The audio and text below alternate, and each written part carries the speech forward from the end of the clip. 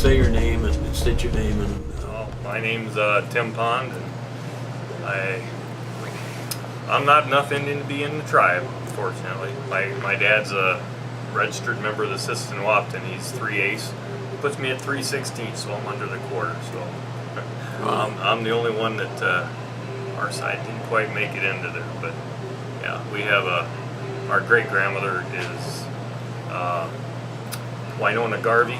She married James Garvey, who was also he was 3/4 blood Sisseton, and grandma was half Yankton, so her great grandma was half Yankton, so you got just a little different mix in there of Yankton and Sisseton.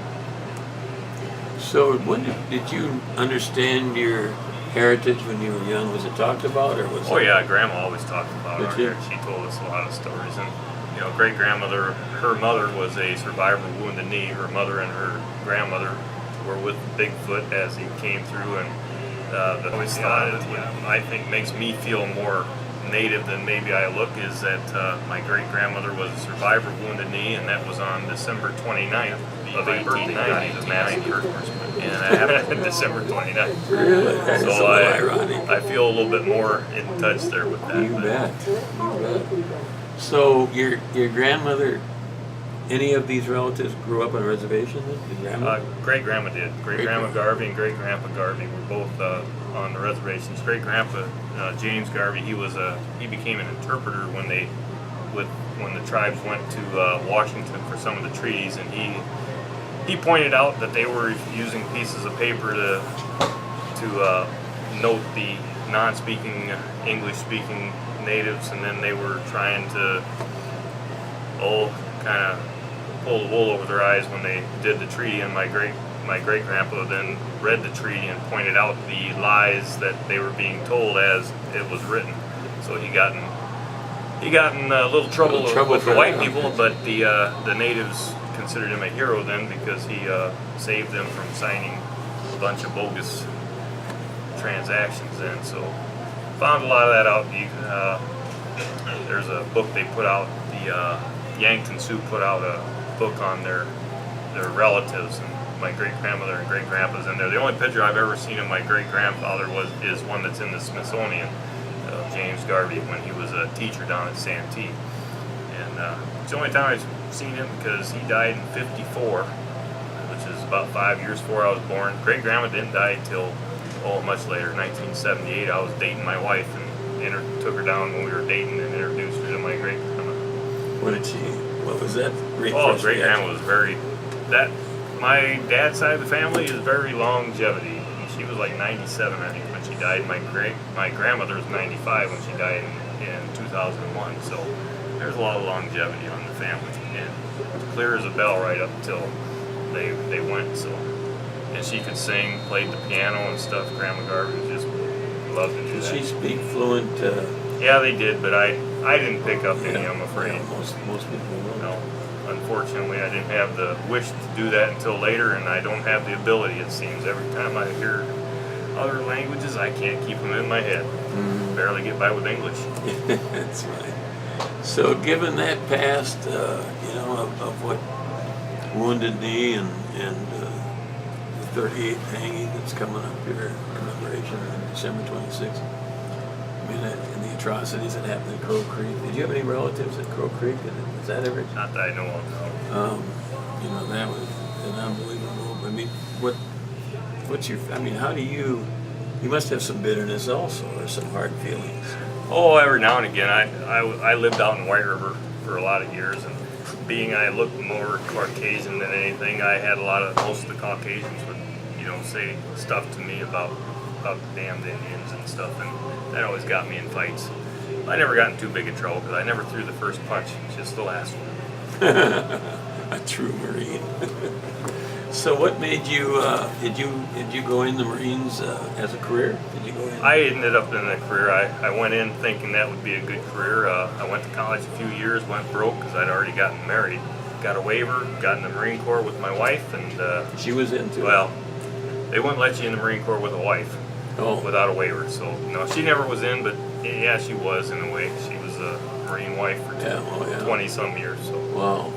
yeah. And what Native Americans have the highest per cap of any minority of service. Yes, they do. How would you attribute that in your own experiences? It's the pride, warrior spirit. That's what I would say. I have many friends that are Native Americans. Met a couple of them when I was out in California. Met one that was from the Pier area. And his name was Lance Whitmire, and ran into him out there. And I'm like, I said, by any chance are you Sioux? And he says, yeah. How'd you know? I said, well, I'm part Sioux myself and grew up in the area. And so we got to be good friends then. Not too many South Dakotans, let alone Native Americans, that you run into in the Marine Corps. Right. Interesting, just as little sidebars. Today we were talking, there was about 5 people in the Marines that were helping us load these. 4 of those 5 had Native in them. You know, one was a Cherokee. He was darker. He looked like he, but in the other 3, I said, well, it's amazing how many people have that, but was repressed by grandma or somebody. Well, yeah, my grandma never registered any of the kids in the 50s. She said it wasn't popular. Right. So my dad and his siblings, my aunts and uncles, never got registered until later in life here. So, but that was the whole reason. In the 50s, there was such a prejudice in South Dakota against the natives that she tried to keep it from being known. Well, it's a little hard. My dad was quite dark. Looks more than the quarter that he is. Well, 3/8 that he is, but yeah. So is he still living? Yeah, he is. He lives in Minnow now. Does he have affiliation with the reservations? Does he have connections? Not at the reservation level, really. He went and he got registered with the Sisseton tribe because that's where Grandpa Garvey's bloodline is. And okay. So he registered there along with a couple of his sisters. So do they go back to the powwows or events at all? Not too often. They've been to them, but I don't know how much they didn't dance. Anybody in the family doesn't regularly. No, it was like I said. It was pretty much don't make it known any more than you have to. So. Right. Do you think that attitude in South Dakota has changed? I think it's changed a lot in the last 20 years. Yeah. I've seen it as I come back home, and I've been to a few powwows in different areas, and it's neat to go to. But I'm not that up on all the dance. I like watching it, but couldn't tell you what was a good dance or not. I think they're all neat. So yeah. I see. Now your children, your children? Yep, got 2 boys. How old? One's 24, and the other just turned 21. The 24-year-old's a corporal in the Marines over in Iwakuni, Japan right now. Both of them are in the Marines? No, just my oldest. Did you encourage him? Nope. He just wouldn't listen to me. He went in anyway. Amazing. So, what were they when you brought? As they were coming up, what were their feelings, relationships? Did they? Well, I always let them know that they were Native. We bought the books. I buy anything that has anything to do with the family history. I've got several books. The Pond brothers, Samuel and Gideon, my great uncles, that wrote the book as the Sioux as they were in Minnesota in 1834, because they were missionaries amongst the Sioux, and read that one. And the boys, I think, have both read it. So it's good family history to know that. Well, now have you had any relationships with other Ponds back in Minnesota? No, I've met a few over in the Sisseton area, and their great-great-grandfather are the Gideon brothers, or Samuel and Gideon, the Pond brothers, and so we're related. It's my great-great-uncle, it's their great-great-grandfather, so they're a little closer. Do you ever go to the Sisseton Rivers? You go to some powwows there? I haven't been to there for about 8 years. I did go to one, that was it. I have a friend that's over there. He would work for me in the Marine Corps. He was a sergeant and got out, moved back home, and He's on the police department there in Sisseton, or In the the village city? police. I think he's with the. Well, I think he's with the tribal police. Oh, okay. So you yourself, as you went into, what age did you go into the Marine Corps? I was 21, one of the oldest ones at boot camp at that time. And where'd you go to boot camp? San Diego. There's Where only two everybody places, from here goes. Yeah, San Diego. Beaufort and South Carolina. South Carolina. Yep. Go down to Paris Island. That's right. I was stationed at Fort Jackson down there after Vietnam. Hi. How you doing? But anyway, so I mean, the Marines out, I have a great deal of respect because what they went through compared to, like Ed, when we did that honoring thing, I was the only lowly Army guy, and I'll acknowledge it in a heartbeat. To me, Marines are, you know, what you guys do going in and do it. You know, that's just beyond what I think can comprehend and do it with that kind of discipline. But besides that, now, what were your experience? What did you go into in the Marines? I mean, what was your MOS? My MOS was a 6412 originally. I was a communication navigation systems. I worked avionics, so I fixed aircraft components and did a little bit of everything after that. All basically within the aviation field, though. I was squadron gunny at one time, been instructor duty a couple times, so then deployed a few times to Bosnia, Kosovo, that area, and that was towards the end. And so. What do you think? What's going on now? Afghanistan? I'm not supposed to say. Oh, okay. It probably wouldn't be politically correct. Yeah. Okay, we'll sideswipe that one Yeah. for now. Where you standing there? I think that's probably as long as we've been. We just wanted to start this. There's more things that we want to get into where we can. What we originally started before we started doing this stuff, and Crow Creek came upon us. The extreme poverty, and you just go, my God. It is.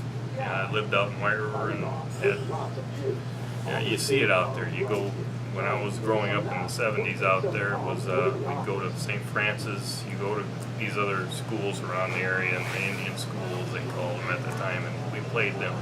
And you see that you knew what it was, Mission, Rosebud, that area, and it's sad how it developed. And you hear a lot of people, well, they did it to themselves. Oh, the hell they did. Yeah. You know, they didn't do nothing to themselves. You put them out in the middle of nowhere, took their land, and you shut up. No, but it needs to be just said. isn't the way, you know, people, what is there to do? You gave them nothing. You took their livelihood. And you expect them to be happy about it? Yeah, not much hope out there. No, but It's, you know, well, they can get off the reservation, yes, but that's home. that's right. How many people do you not see always come home? Hell, I came home. I retired from the Marine Corps, I come back. I lived all over the world. I come back to the South Dakota, it's home. You're going to go home.